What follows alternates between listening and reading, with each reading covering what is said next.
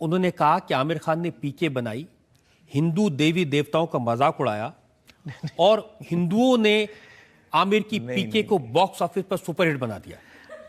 देखिए मैं आपको बताऊं रजत जी, मैं उनकी बात पे ऐसा कहा उन्होंने? जी नहीं।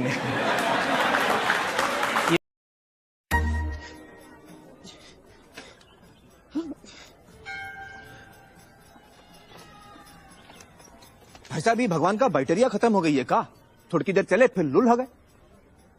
क्या मतलब नया बैटरी लगा दो। किधर लगता है? लगाओ। अरे भैया, इसमें बैटरी नहीं पड़ती। तो काम काहे नहीं कर रहा है? मैन्युफैक्चरिंग डिफेक्ट है का? अरे कोई डिफेक्टिव पीस नहीं बनाते भाई हम। ये भगवान को आप बनाए? जी हाँ, अपने इन हाथों से। आप भगवान को बनाया कि भगवान आपको? भैया, भगवान ने हम सबको बनाया है, हमने तो सिर्फ इनकी मूर्तियां बनाई हैं। काहे बनावा तो उसकी मूर्त? ताकि हम इनकी पूजा कर सकें, अपनी सुख दुख की बातें कर सकें। करे भीतर ट्रांसमीटर फिट है का? भगवान तक बात पहुंचत कैसे है? हा? अरे भगवान को किसी ट्रांसमीटर की जरूरत नहीं पड़ती, वो डायरेक्टली सुन लेता है। डायरेक्टली सुनत है तो फिर ये मूर्त की क्या जरूरत है? अरे क्या करूं इसका यार, धंधा बंद करवाएगा क्या? मुझे लगता है उनको गलत कोट किया गया। उनका जो एग्जैक्ट सेंटेंस है वो ये है कि जिन हिंदुओं के देवी देवताओं का मजाक उड़ाया गया, उन्हीं हिंदुओं ने पीके को बॉक्स ऑफिस पर सफल बनाया। उन्होंने कहा आमिर को तो शिकायत होनी ही नहीं चाहिए इस मुल्क से कोई। मुझे तो कोई शिकायत नहीं है मुझे शिकायत है ही नहीं, और मैं जावेद साहब की बात से सहमत नहीं हूं। मुझे लगता नहीं कि राजू जी जो फिल्म के डायरेक्टर हैं, जो लेखक हैं, या अभिजात जोशी जो इस फिल्म के लेखक हैं पीके के, ना उनके मन में कभी ये बात थी, ना हम जितने एक्टर्स थे उसमें, अनुष्का, मैं, बमन ईरानी, हम जो फिल्म बना रहे थे उसमें किसी भी मजहब का हमने मजाक नहीं उड़ाया। पहले और ले लूं। स्वामी जी, मेरा आग्रह है आपसे, अगर आप अपना जवाब थोड़ा छोटा रखें क्योंकि हमारे पास वक्त बहुत कम है, कई मसलों पर हम चर्चा कर पाएंगे। अगला सवाल मेरा आपसे है, जो मैं आपसे बहुत विनम्रता से पूछना चाहता हूं। क्या आज आपको लगता है, चाहे आप राम की बात करें, कृष्ण की बात करें या साईं बाबा की बात करें, इनमें से किसी की भी पूजा नहीं होनी चाहिए? जी, लेकिन ईश्वर की प्रतिमा, परमात्मा की प्रतिमा बता करके वो साईं की मूर्ति की करें तो बहुत ही गंदा, गलत है, और राम और कृष्ण की भी करें तो ये राम और कृष्ण के साथ भी अन्याय है। राम और कृष्ण ईश्वर भक्त थे जी, उन्होंने कभी दावा नहीं किया कि मैं ईश्वर हूं और मेरी पूजा की जाए, ऐसी कोई बात नहीं है। बताऊं, कोई वेद मंत्र नहीं है जिससे किसी मूर्ति में जो जड़ है, पाषाण है, उसमें प्राण प्रतिष्ठा हो सकती है। ये बिल्कुल निरर्थक है, अंधविश्वास है, पाखंड है, और ऐसा काम करना किसी भी व्यक्ति का, और वो जगतगुरु कहलाएं, ऐसे लोगों के लिए तो बिल्कुल ही ऐसी चीजें गलत है। मैं बड़ी विनम्रता से फिर कहना चाहता हूं, यदि प्राण प्रतिष्ठा आप करने का दावा करते हैं तो बताइए वो वेद का कौन सा मंत्र है जिसके उच्चारण से प्राण प्रतिष्ठा होती है? नंबर 1 वेद। दूसरी बात, उस प्राण प्रतिष्ठित राम की, कृष्ण की या किसी की भी देवता भगवान की मूर्ति प्राण प्रतिष्ठित हो जाने के बाद क्यों नहीं खाना पीना, बोलना, चलना शुरू करती?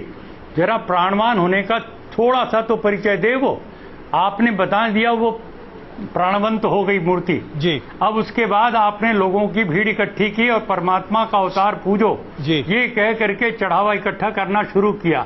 ये एक दुकान है, व्यापार है, झूठ है, धोखा है। स्वामी इसलिए मैं कहना चाहता हूँ, हमें सनातन धर्म की पावन परंपराओं को याद करते हुए, जो आदि शंकराचार्य ने जो मूर्तियां तुड़वाई, उन्होंने जैनियों की मूर्तियों को उन्होंने हटवाया और उन्होंने कहा ये सब मूर्ति पूजा बंद होनी चाहिए।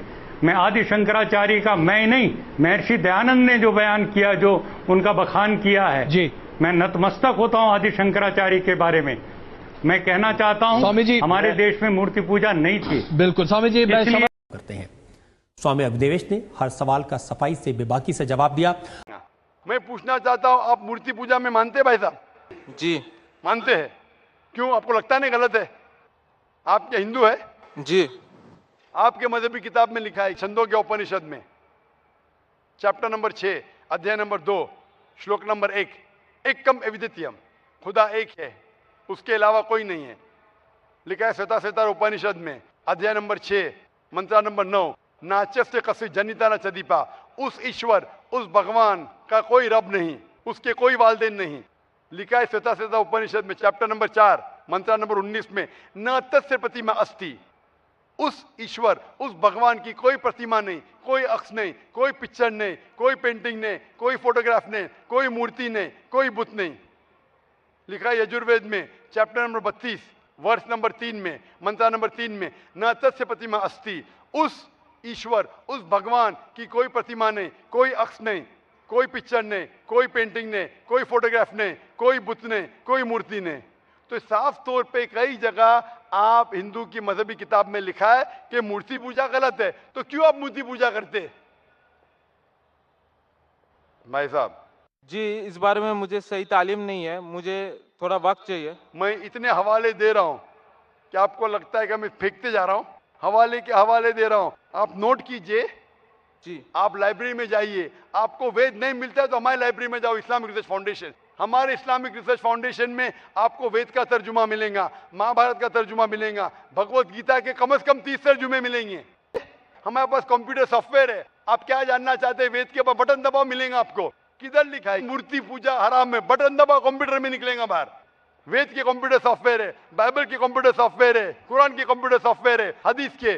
तो मैं आपसे दरखास्त करता हूं कि आप रिसर्च कीजिए कि खुदा एक है, रिसर्च कीजिए कि मूर्ति पूजा गलत है, रिसर्च कीजिए कि आखिरी पैगंबर मोहम्मद सल्लल्लाहु अलैहि वसल्लम है। और मैं दुआ करता हूं कि आपको हक जल्दी मिलेंगे ताकि आप इस दुनिया और आखिरत में सफलता पाए। शुक्रिया।